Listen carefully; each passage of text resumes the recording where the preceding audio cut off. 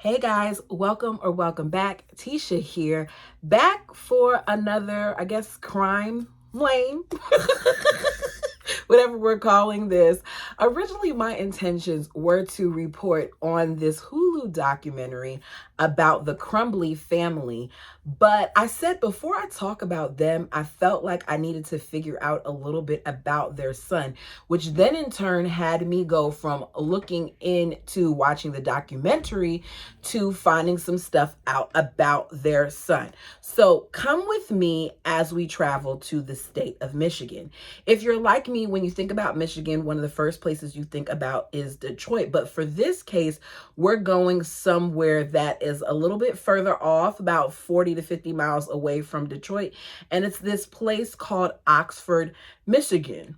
Now, Oxford is a small town with a population of less than 4,000, which if you hear something like 4,000 people, most of the time you think that a crime of this nature would not happen in a place like that, because a lot of these people tend to know each other when you're talking about smaller towns. But here in Oxford, we meet the Crumbley family, who is very dysfunctional. In this family, the parents' names are James and Jennifer, and they have a son by the name of Ethan, who was born April 28th, 2006 in Florida. Hearing that this child was born in 2006 made my stomach drop, because my son was born the same year as him. And it just made me think, like, how in the world could I couldn't possibly fathom this happening in my household. But I guess this could be anyone's situation if you weren't to pay attention. So James and Jennifer were not great parents. They had several encounters with law enforcement and neglected Ethan frequently throughout his life. As early as the age of 8, Ethan showed interest in gory things. Now, some of these things his parents were privy to, mainly his mother.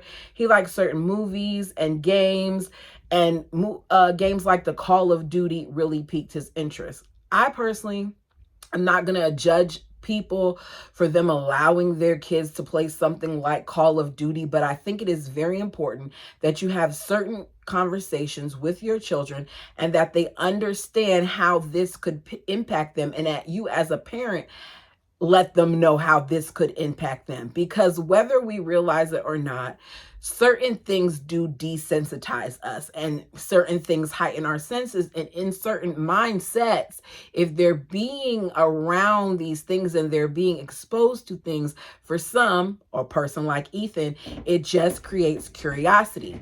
So at some point, they moved to Oxford. Neighbors report that basically Ethan watched himself. At 10, they remember him being left alone to fend for himself while his mother and father either worked, went to bars, or went and had fun with their horses.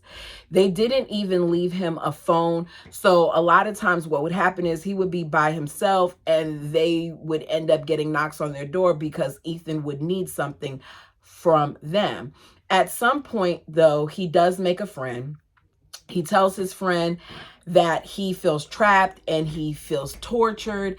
And as a result, he has trapped and tortured baby birds, because whenever they leave him, this is what he does. Now, him and his friend laughed about it. Me personally, I would have left him alone, because something like that shows me that you have a bigger problem. Now, reports say that he actually kept the head of the bird, and that at some point his mother discovered it, didn't say anything about it, and he also brought the bird in the jar to school and planted it in the girls' bathroom. He also sent messages to his friends that said disturbing things. And let me not say friends, to this one particular guy friend that he had. And it said something like this: just look at them in their eye, just looking them in their eyes as they look back at you while they know that their entire life is about to end so young. The best feeling. But stick your fingers into their eye sockets and push down. Do they scream in pain and drown their lungs with water? Just thinking about the torture and the screaming and the way their legs would flail in the air as they cry, it just feels void. That's what he sent to his friend. Now, I've attached some other things here. He said a whole bunch of other things, some of which I do not want to repeat, but you can look at some of the articles and see some of what he said. He then sent a message at another time. This was back in March of 2021 to his mom. And he sent all of these back to back with no response. There's someone in the house, I think. Can you come home now? Someone walked into the bathroom and flushed the toilet and left the light on.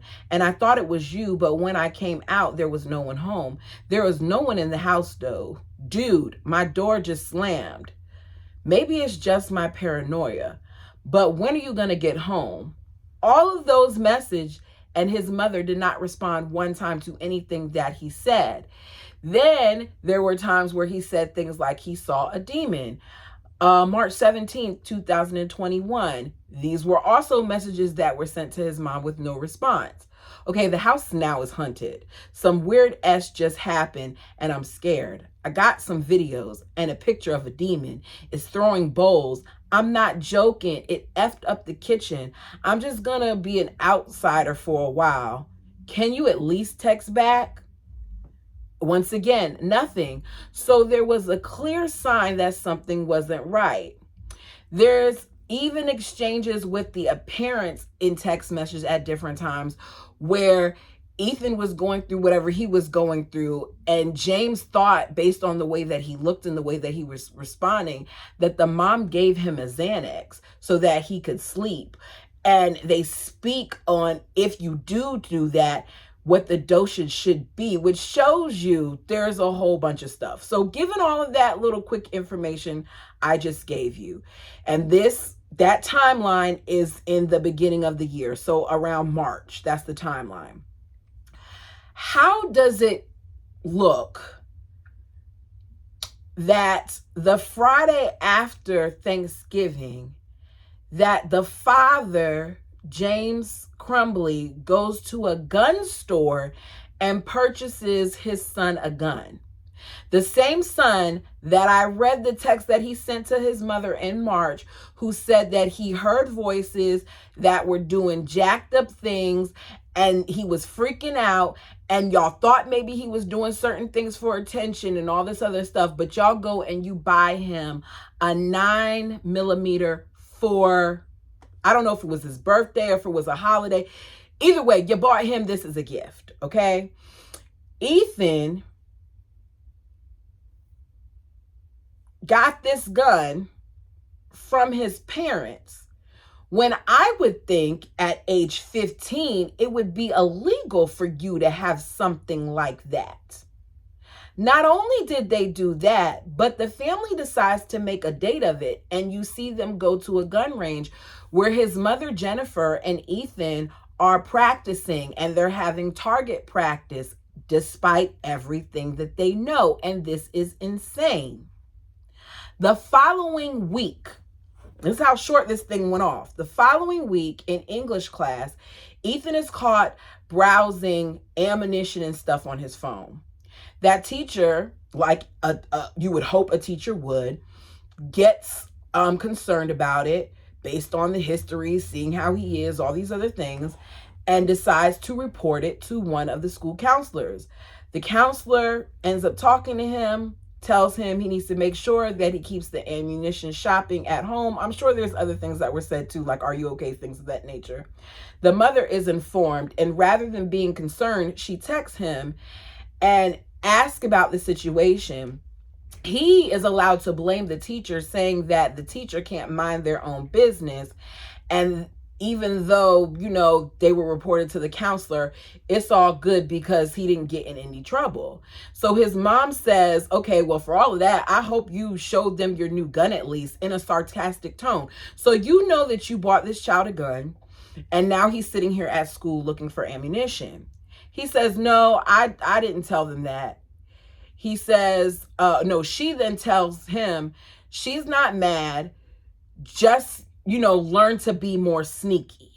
And I read that, I'm like, are you kidding me? As a mom, if I heard something along that nature, my response to you would never be learn to be more sneaky about looking up ammo on your phone. This would all be concerning to me, especially given the nature of the things that you've done before. But these people were not parents, nor did they want to be.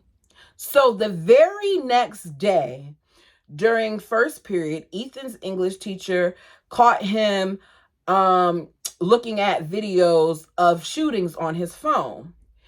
Then after that, his geometry teacher spots a drawing with some pretty dark things on the worksheet. Things like the drawing of a gun and help me written under the drawing and thoughts won't stop and things of that nature.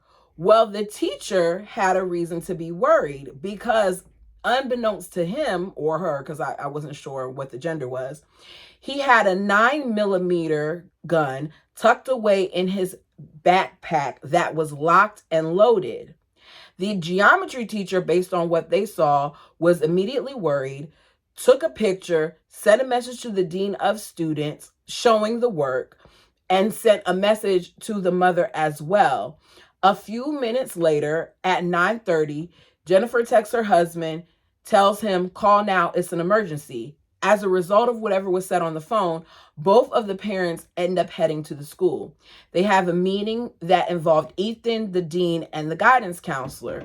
Ethan has already tried to cover up some of what he wrote and drew because he knew it wasn't right. So instead he wrote things like, I love my life, even though before he said something else, and he put OHS rocks. Nice try, but who actually is buying that, especially since your geometry teacher already took a picture of it before you decide to alter what you originally wrote? The counselor tries to make sure that Ethan is okay and that he's not a danger to himself or anyone else. He claims that what they saw was just sketches of him brainstorming because he's trying to design a video game, and that's what they saw. So after about 15 minutes of discussion, they've determined that his parents need to get him help, and they want them to get it for him on that day, which would make perfect sense to me. You say certain things, you draw certain things. Let's make sure that you're okay and that you don't return to school until we know for sure you're okay.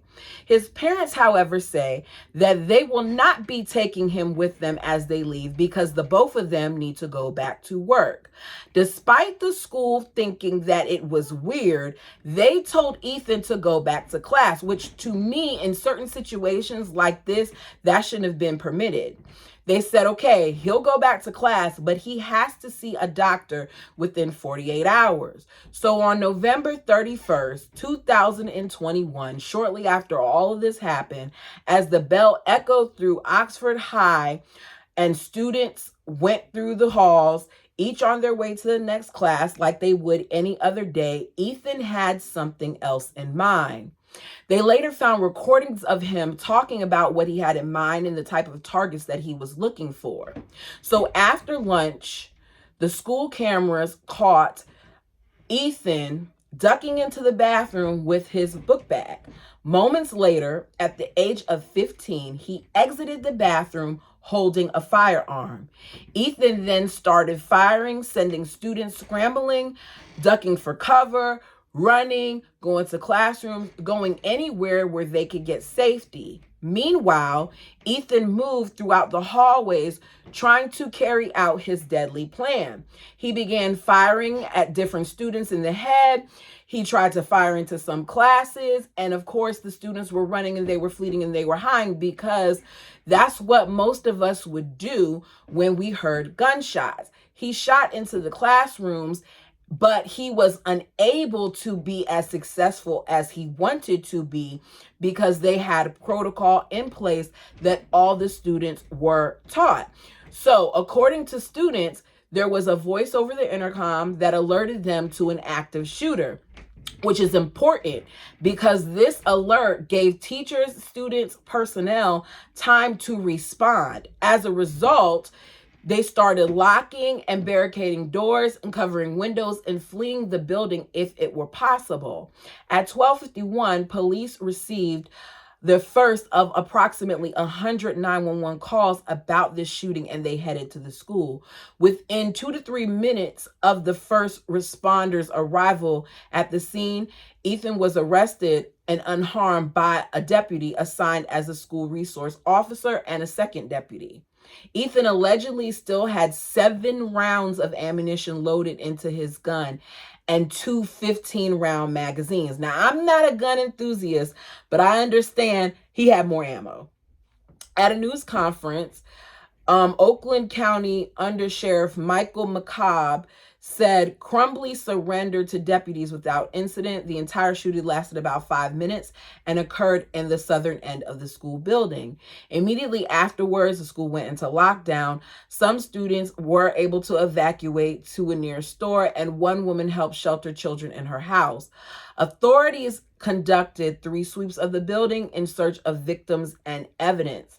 One student posted a video to social media showing that there were people hiding in a certain classroom, while some were out in the hallways, spoke to officers.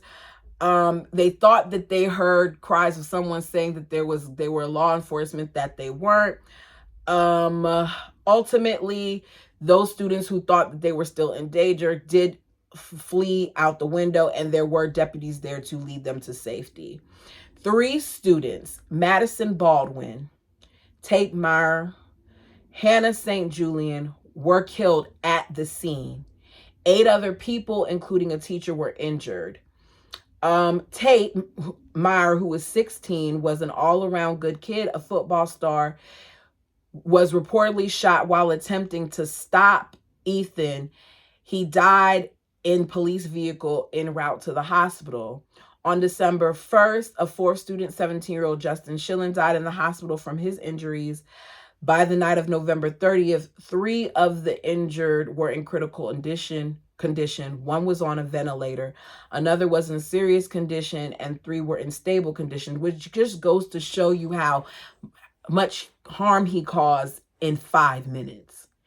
The injured teacher was discharged after being treated for a graze wound to the shoulder. The last of the injured was discharged on January 17th, 2022, more than a month after the shooting.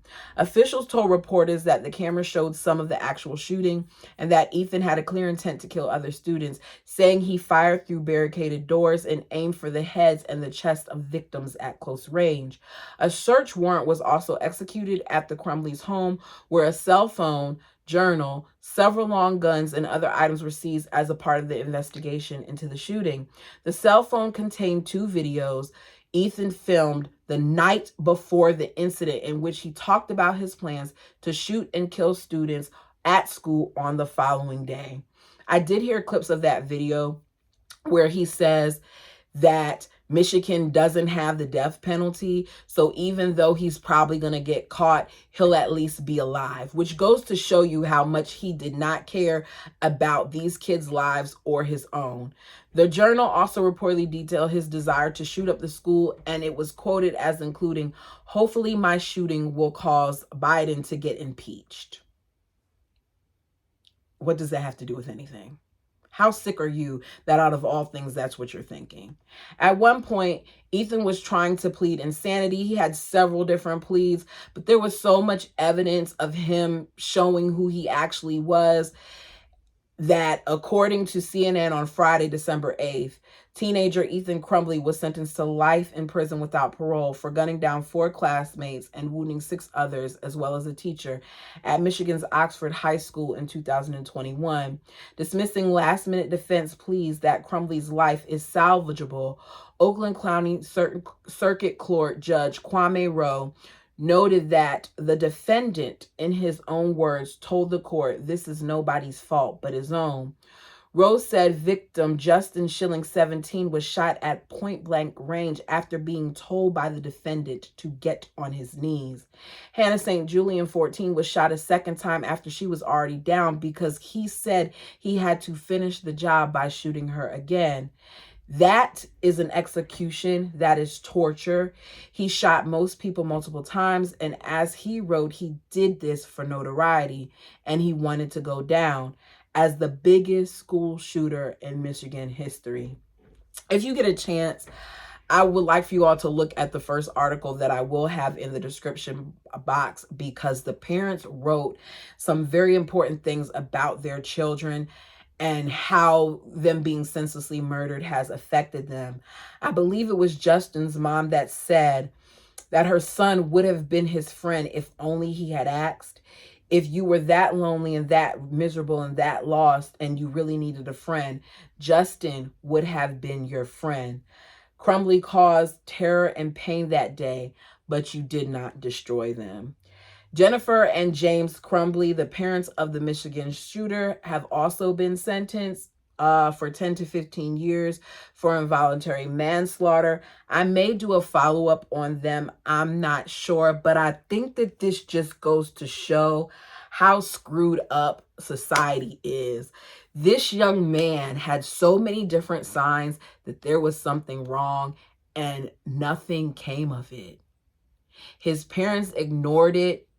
They didn't care about it. They saw various things.